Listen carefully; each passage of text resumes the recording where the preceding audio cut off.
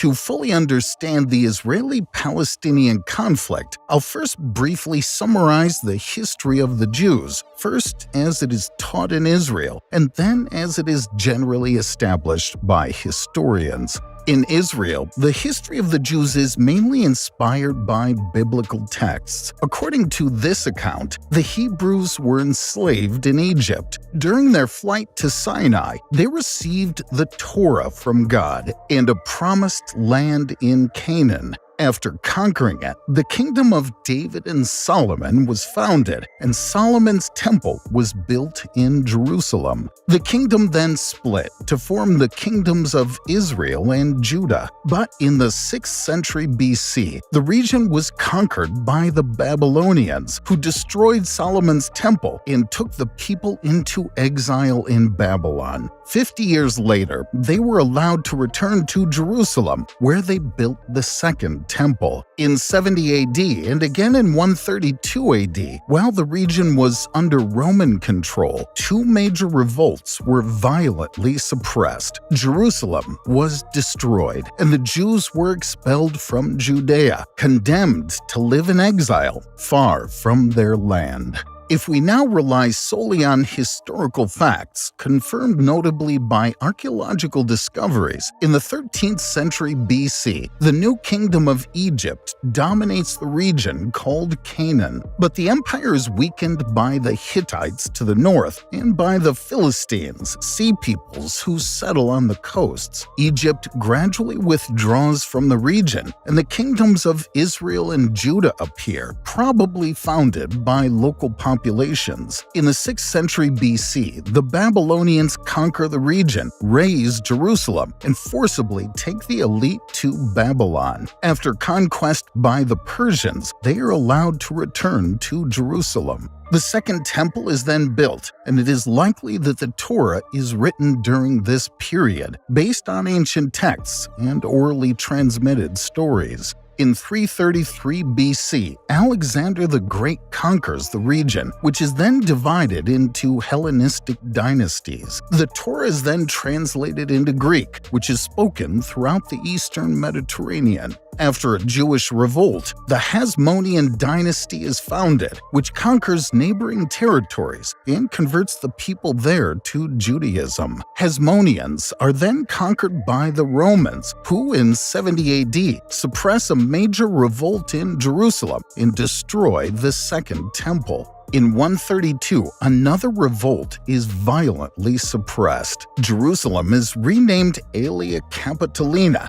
Jews are banned from it, but they are not expelled from Judea, now called Syria Palestina. However, it is well established that by this time there are already many Jewish communities all around the Mediterranean basin, resulting from migrations and conversions. In the 4th century, Emperor Constantine converts to Christianity and spreads the religion throughout the empire. Jews are progressively marginalized. In the 7th century, during the Arab conquests, Jews and Christians in the conquered territories are tolerated and allowed to practice their faith, provided they pay an additional tax. In the 8th century, the Khazar king Bulan and his elite convert to Judaism. In the Iberian Peninsula, after the Catholic Reconquista, a significant Jewish community called Sephardic must convert to Catholicism or leave the territory. Many go to the Maghreb and the Ottoman Empire, where they are tolerated.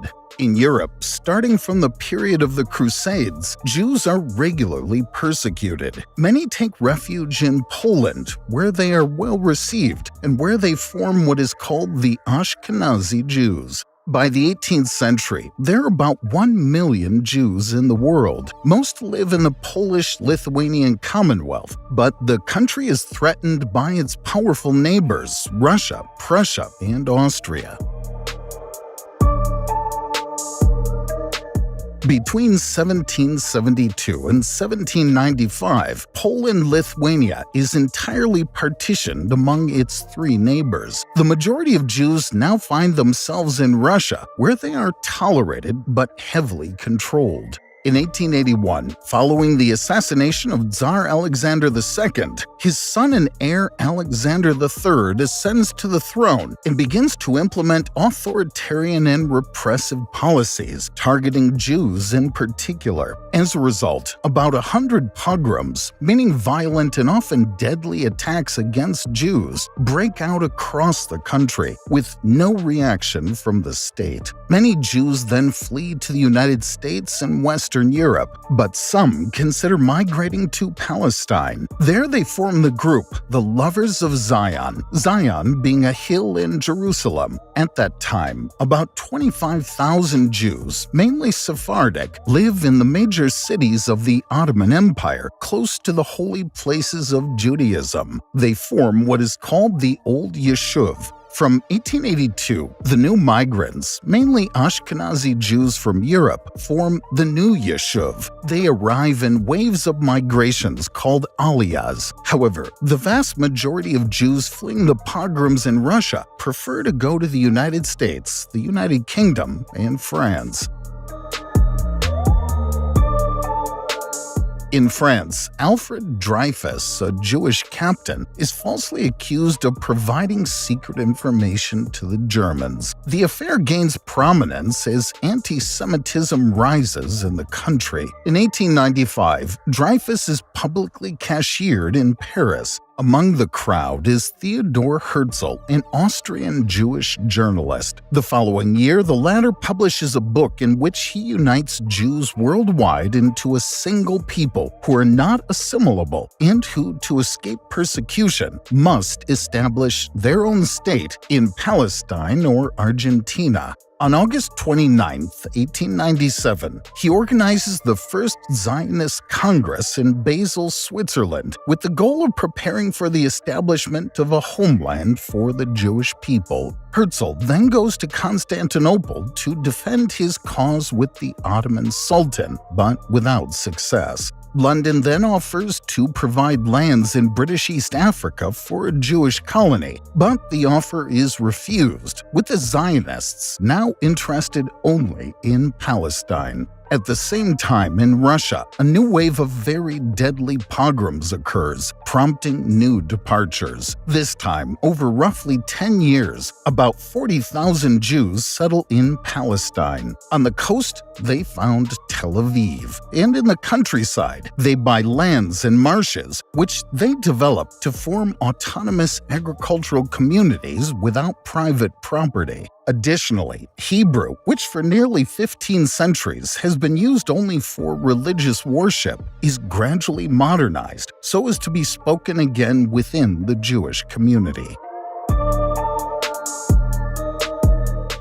In 1914, World War I begins. The Ottoman Empire sides with the Central Powers. Several fronts open against the United Kingdom, one towards the strategic Suez Canal, another in the Dardanelles, where an Allied landing is repelled, and a third in Mesopotamia, where a significant British army is defeated. Finding itself in a difficult situation, the United Kingdom searches for new support in the region. On the one hand, the country encourages Hussein bin Ali, the Sharif of Mecca, to revolt against the Ottoman Empire, promising him an independent Arab state. On the other hand, a secret agreement is signed with France for the partitioning of the Ottoman Empire after its defeat. And finally, in 1917, as the British Army is about to enter Palestine, the Foreign Minister, Arthur Balfour, publishes an open letter in which he announces that the country is favorable to the creation of a national home for the Jewish people in Palestine. At the end of the war, the Ottoman Empire is dismantled, mainly to the benefit of France and the United Kingdom. Winston Churchill then places two sons of Hussein bin Ali at the heads of Transjordan and Iraq, and retains Palestine west of the Jordan to establish a national home for the Jewish people, despite the opposition of the 600,000 Muslims and 70,000 Christians living there.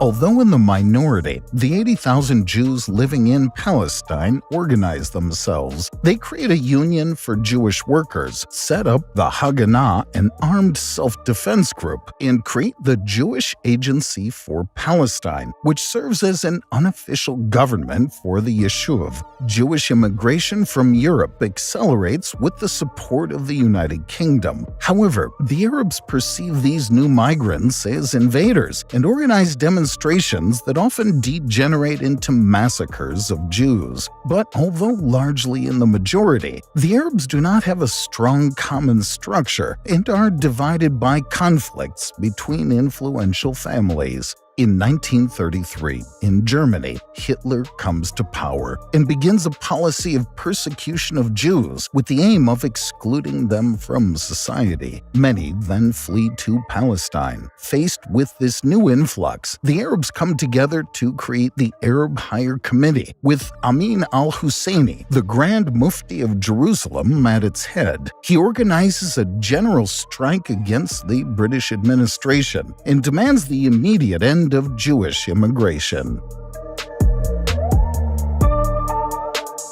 The strike rapidly degenerates into guerrilla warfare, and a series of attacks are organized against the British and the Jews. In reaction, the Irgun, a military organization founded by the most radical members of the Haganah, avenges the assaults by organizing its own attacks. On its side, the United Kingdom sends significant military reinforcements to violently suppress the revolt. But the country realizes that it would be complicated to create a state that encompasses both communities and considers for the first time dividing Palestine into a Jewish state and an Arab state, while retaining under British mandate a strip of land up to Jerusalem. But for the first time, neighboring Arab countries unite and announce that they oppose the partitioning of Palestine and the creation of a Jewish state. However, on the eve of World War II, the United Kingdom needs allies in the region to maintain control of the eastern Mediterranean, through which Iraqi oil passes, and also to protect the Suez Canal. The country then radically changes its policy and commits to create, within the next 10 years, a unified state which will not be comprised of more than 1/3 Jews. As a result, Jewish immigration is now heavily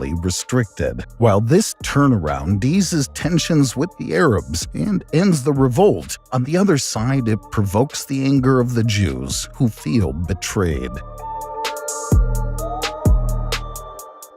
At the start of World War II, Italy bombs Palestine and launches an offensive from Libya towards Egypt. But after being repelled by the British, significant German reinforcements land and take the upper hand. Fearing an invasion of Palestine, the Haganah creates the Palmach, an elite unit trained for war. Finally, the Germans are repelled from Egypt. Around 1943, information about the genocide of Jews by Nazi Germany begins to circulate. David Ben-Gurion, the president of the Jewish Agency, prepares a plan to allow the immigration of 1 million Jews to Palestine, with the main goal of strengthening the Zionist project. At the end of the war, at least 250,000 Jewish Holocaust survivors want to join Palestine, but the United Kingdom maintains its policy and blocks their arrival. The Haganah then clandestinely organizes Jewish immigration. Those intercepted by the British are sent to camps in Cyprus. Faced with British intransigence, the Palmach, the Irgun, and the Lehigh, a new armed terrorist group dreaming of establishing a Jewish state between the Nile and the Euphrates, organizes a campaign of sabotage and bombings against the British.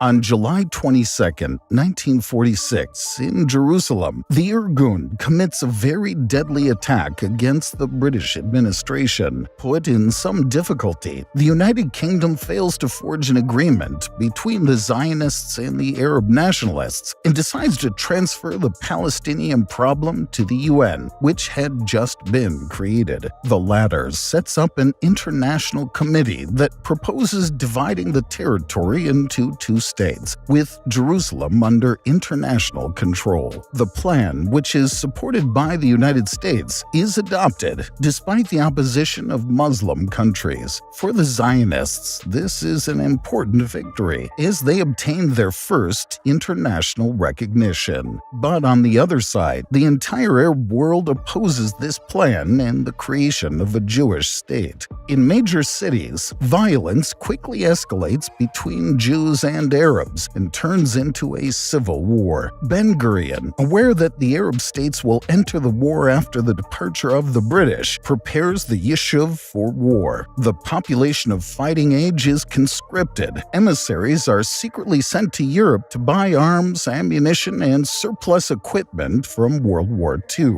And finally, Golda Meir, an influential woman originally from Kiev, is sent to the United States, where she obtains, from the very important Jewish community there, nearly $30 million in donations for the war. Quickly, the conflict moves from the cities to the countryside. With the Jewish community scattered, the Arabs attack supply convoys and take control of the roads. The 100,000 Jews living in Jerusalem find themselves besieged, while the first volunteers from the brand-new Arab Liberation Army enter the territory. Faced with escalating violence, the United States contemplates reconsidering the UN partition plan. For Ben-Gurion, there is urgency, and he initiates a military plan aimed at establishing territorial continuity. The idea is that no Arab village behind the line should be an internal threat or a support point for future Arab armies. Therefore, they must be destroyed, or their populations expelled, or strictly controlled. There is still debate today as to whether this plan is solely military or whether it has a purpose of ethnic cleansing. The Haganah, which begins to clandestinely receive arms from Czechoslovakia, goes on the offensive. It regains control of the road to Jerusalem and takes over the Arab villages that overlook it. The Irgun and Lehi then commit a massacre at Deir Yassin, which provokes terror among the Arab population, pushing many to flee. On their side, the neighboring Arab countries prepare for war, but each defends its own interests. Abdullah I wants to integrate Palestine into Jordan, promising to protect the Jews living there. The other states insist on control of their own armies, meaning the attack will not be coordinated. On May 14, 1948, in Tel Aviv, Ben-Gurion proclaims the independence of the State of Israel. At midnight, the British mandate ends, and the next day, Arab armies enter the war against Israel. Ben-Gurion, now Prime Minister, unites all Jewish armed forces into a national army called the Israel Defense Forces, or IDF. On June 11th, the UN secures a truce that primarily benefits Israel as the country continues to import arms, notably heavy weaponry from Czechoslovakia, with Moscow's support. At the end of the ceasefire, over just 10 days, the IDF captures major cities between Tel Aviv and Jerusalem, expelling the Arab populations eastward. Nazareth in the north is also taken, this time without expelling its important Christian population. A second truce then begins, during which a Palestinian government is formed in Gaza, supported by Arab countries with the exception of Jordan, which still wants to annex the territory. Separate negotiations start with Israel, leading to the signing of different armistices. Israel gains numerous territories, including West Jerusalem. Egypt takes control of the Gaza Strip, and Jordan integrates the West Bank into its territory. Approximately 700,000 Arabs were displaced or fled the war, and are now refugees in camps in Gaza, the West Bank, and neighboring countries. The Arab League and the UN want to allow their return, but Israel refuses. Only 150,000 Arabs now live in Israel. The country opens up to Jewish immigration, notably from Yemen and Iraq, where ancient Jewish communities communities are targeted. Within just 3 years, Israel's population doubles to about 1.4 million people. With the new border being porous, some Arab refugees attempt to return to their former villages, while others organize looting raids or attack Jews. Israel then creates Unit 101, led by Ariel Sharon, to organize retaliations. On October 14, 1953, this unit launches a nighttime raid against the village of Kibbya, which is razed, its population massacred. In the south, tensions are also high around the Egyptian border, where many raids and attacks occur. In 1956, Egypt's new president, Gamal Abdel Nasser, nationalizes the Suez Canal to the detriment of France and the United Kingdom. In response, these countries secretly approach Israel to organize an offensive against Egypt. The Israeli army quickly conquers the Sinai. However, in the context of the Cold War, the USSR and the United States intervene to put an end to the offensive. Israel must return the Sinai to Egypt, but gains a significant alliance with France, which provides weapons and helps build a nuclear reactor. In 1963, this reactor is inaugurated, allowing for the production of plutonium. But Israel maintains ambiguity about its nuclear program, leaking no information.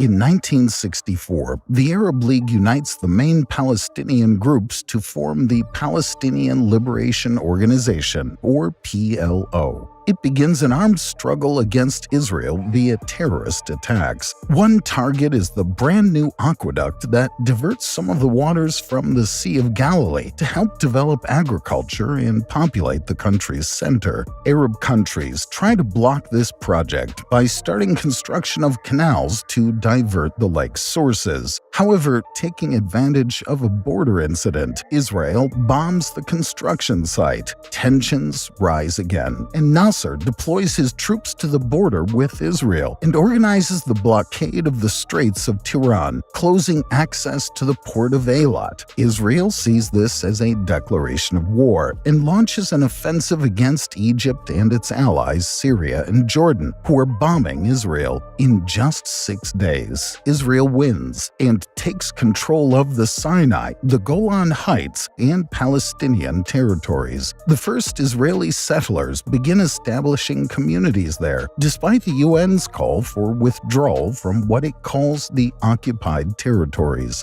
Yasser Arafat, the new strongman of the PLO, takes refuge in Jordan, where he intensifies attacks against Israel. He gains power and even attempts to overthrow the Jordanian king, but without success. The latter then attacks the Palestinians in the country. Yasser Arafat then flees to Lebanon, where he continues the armed struggle against Israel, including terrorist attacks worldwide. In 1972, during the Munich Olympics, a Palestinian commando team takes the Israeli delegation hostage and kills 11 athletes.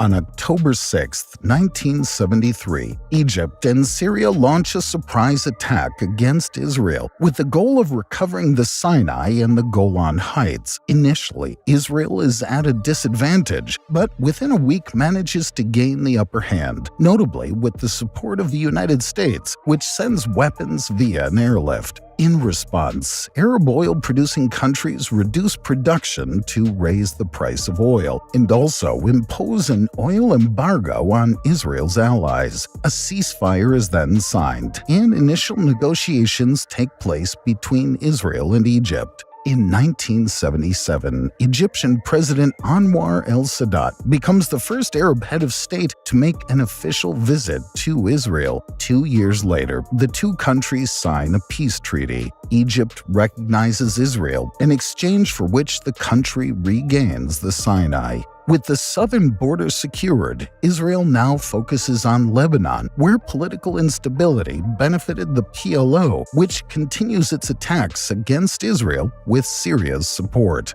Israeli forces invade southern Lebanon and, after the siege of Beirut, obtain the departure of the PLO to Tunisia. But in 1985, Israel bombs the new PLO headquarters in Tunis. At the end of 1987, in the Gaza Strip, the Palestinian population revolts against the Israeli occupation, armed with stones and Molotov cocktails, marking the start of the First Intifada. The violence quickly escalates and spreads across all occupied territories. The spontaneous revolt is taken over by more radical organizations, such as Hamas, an Islamist organization created for the occasion by members of the Muslim Brotherhood advocating jihad against Israel. In contrast, Yasser Arafat softens his policy. In Algiers, he proclaims the State of Palestine, recognizes Israel, and renounces all forms of terrorism against it. Within a year, 87 countries recognize Palestine. Initial meetings then take place and culminate in 1993 with the signing of an historic first agreement between Yasser Arafat and Yitzhak Rabin, the Israeli Prime Minister. They mutually recognize each other, and Israel commits to gradually withdrawing from major Palestinian cities. However, radicals from both sides oppose this rapprochement, seeking to thwart any agreement. On February 25, 1994, in Hebron, an Israeli terrorist kills 29 Palestinians in a mosque. The following year, a Jewish extremist student assassinates Yitzhak Rabin in Tel Aviv. Conversely, Hamas, which opposes the recognition of Israel, organizes a wave of terrorist attacks across the country. In 2000, U.S. President Bill Clinton invites the new Israeli Prime Minister Ehud Barak and Yasser Arafat for new negotiations. This time, they fail on more sensitive issues, such as the return of Palestinian refugees, the status of Jerusalem, which each wants as their capital, and the control of the city's holy sites. Muslims control the Temple Mount, which houses the Dome of the Rock and the Al-Aqsa Mosque. But the place is also a holy site for Jews, as the ruins of the Second Temple and perhaps those of Solomon's Temple are located there. On September 28, 2000, Ariel Sharon, now a politician, visits the site. For Palestinians, this is seen as a provocation. Protests are organized and quickly degenerate. Faced with violent Israeli repression, a new wave of terrorist attacks is organized across the country. The Arab League then offers Israel peace, the recognition of the country, and the normalization of their relationship in exchange for a complete withdrawal from the occupied territories. But Ariel Sharon, now Prime Minister, refuses and even instructs the Israeli army to retake full control of the West Bank. Concurrently, he begins the construction of a separation barrier all along the border, officially to protect against terrorist attacks, but its route incorporates new territories. The barrier is widely condemned, including by the UN and the International Court of Justice. To ease tensions, Ariel Sharon dismantles the 21 Israeli settlements in the Gaza Strip and evacuates the territory. In 2006, Palestinian elections are held. Hamas, considered a terrorist organization by the European Union and the United States, wins, and its leader Ismail Haniyeh becomes prime minister. But soon, armed conflict breaks out between Hamas and its main rival Fatah. The latter takes control of the West Bank, while Hamas takes full control of the Gaza Strip.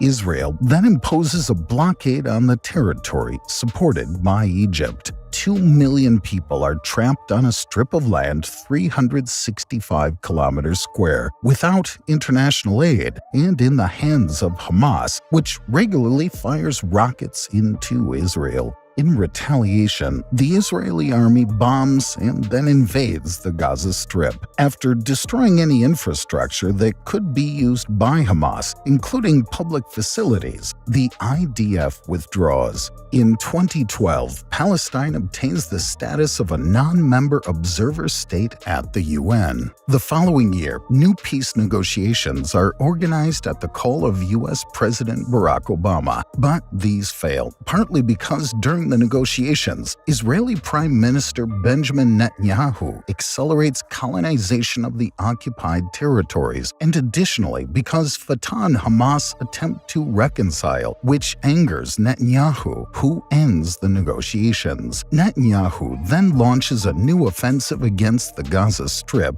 in response to rockets fired into Israel by Hamas. 18,000 homes are destroyed, along with much public infrastructure, including the only power plant. After the war, Israel begins the construction of a wall along the entire border, which also reaches tens of meters deep into the ground to prevent tunnel passage.